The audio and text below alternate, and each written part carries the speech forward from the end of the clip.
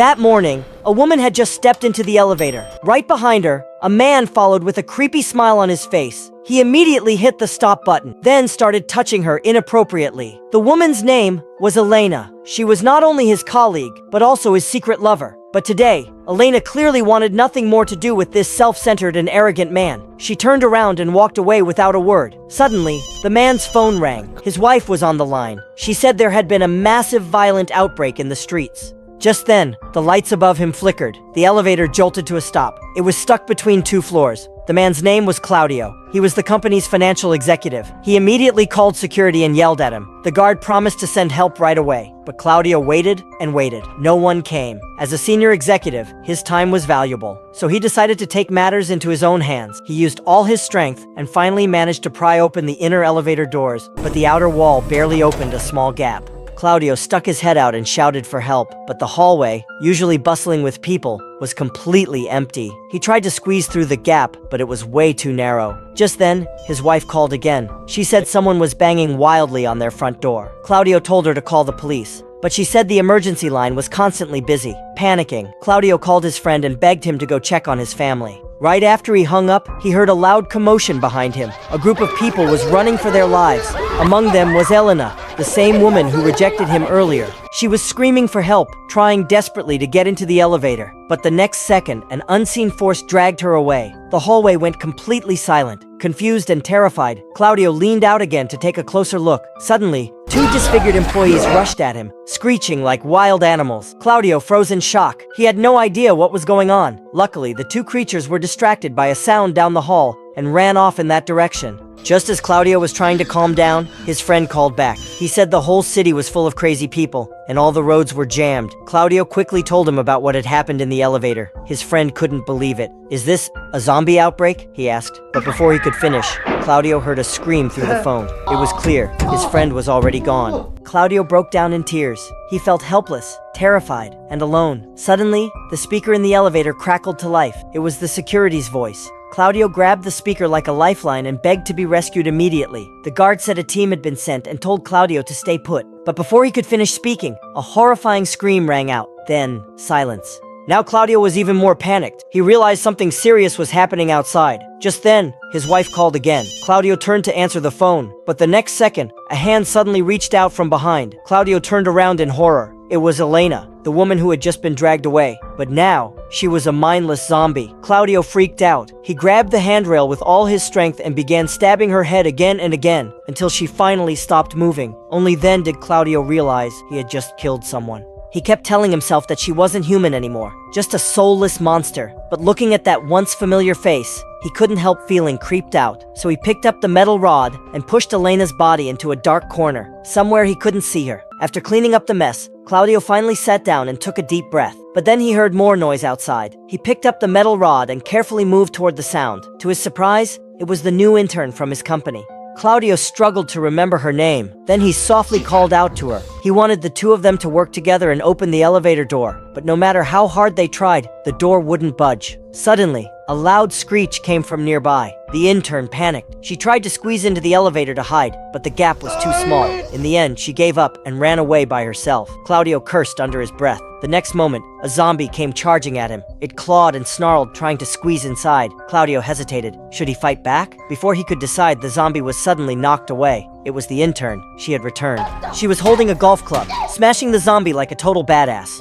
Claudio stood there, stunned. He never expected the shy intern to be this fierce. He was about to compliment her when two more zombies jumped out. The intern was tackled to the ground. Claudio panicked on the side, but there was nothing he could do. Feeling helpless, he pulled out his phone. The news said the city was in total chaos. The military had already been deployed. Claudio thought about his wife, still trapped at home. Thank God she was still alive. But the zombies outside her door were growing in number. Then came a few horrible screams. After that, silence. Claudio choked on his tears. A deep sense of hopelessness washed over him. Not long after, a bearded man appeared. It was obvious he had just survived a brutal fight. When he saw Claudio inside the elevator, he knew it was the perfect hiding spot. He pushed with all his strength, trying to squeeze in, but Claudio was already numb. He knew it was useless. That narrow gap might as well be a canyon. And sure enough, a group of zombies rushed in and tore the man apart. Claudio let out a bitter laugh. People outside wanted in, but couldn't get in. He wanted out, but couldn't get out. It was the most frustrating feeling in the world. Then, a zombie happened to walk by. Claudio made a noise on purpose, grabbed the metal rod, and went wild on it. It became pure rage. Then, at the far end of the hallway, he heard something. It was the company's vice president. She was being chased by zombies. Claudio shouted at the top of his lungs, trying to distract them, but the monsters didn't even flinch. They stormed the VP's office like a tornado. Claudio watched helplessly as his colleagues were ripped apart one by one. He sank to the ground, mourning in silence. The crushing despair actually calmed Claudio down. He started searching for answers online. Sure enough, the news was flooded with reports of zombies. One reporter was stuck on a chaotic street, pleading with everyone to stay at home and not go outside, because the entire city had already fallen. The next second, a pack of brutal zombies swarmed her. Suddenly, the lights inside the elevator went out. Claudio glanced at the snarling zombie outside the door and realized he might soon become one of them. Just as he was about to close his eyes and give up, gunshots echoed from the hallway. Claudio's hope reignited. He leaned out to take a look. A fully armed police officer appeared. After confirming Claudio wasn't infected, he began trying to force open the elevator door. But he didn't notice a zombie creeping up behind him. Luckily, he reacted quickly. He spun around and shot it right in the head. The two of them worked together, trying to pry open the elevator. But no matter how hard they tried, the door wouldn't budge. The officer said the power needed to be restored. He handed Claudio a walkie-talkie and a pistol, explained how to use them, and left for the control room. Once again, the elevator fell silent. But this time, Claudio wasn't scared. And sure enough, the hallway lights came back on not long after. The elevator powered up too.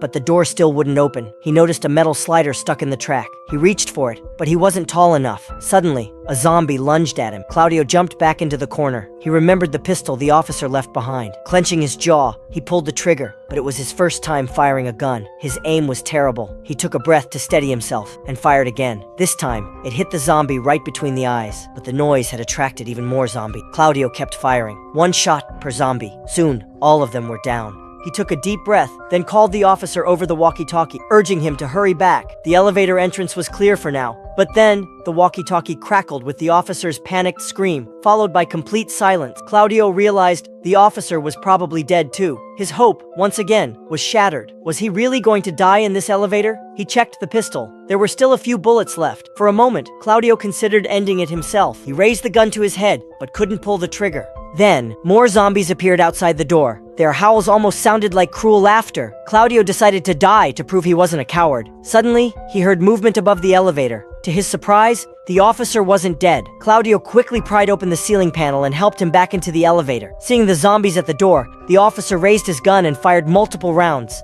The hallway went completely silent. After confirming the danger had passed, the officer finally sat down and told Claudio what had happened. At the power room, he was ambushed by a horde of zombies. At the last second, he crawled into a ventilation duct to escape. But unfortunately, he was bitten during the escape. He had seen on the news he'd turn into a zombie soon. Claudio was shocked. Where had this virus even come from? The officer shook his head. Maybe it started with animals infected by rabies. His squad had received orders that morning to eliminate the infected, but just a few hours later, he was the only one left alive. He didn't want to turn into a mindless monster, so he begged Claudio to end it for him. But this was the man who had saved Claudio multiple times. How could he possibly pull the trigger? Left with no choice, the officer tried to do it himself, but Claudio grabbed his arm and stopped him. The officer reacted instinctively and punched Claudio. The two men slowly calmed down. The room filled with heavy silence. Deep inside, Claudio still had a bit of hope. What if the officer didn't turn after all? But after a few hours, the unconscious officer suddenly stood up. He was changing.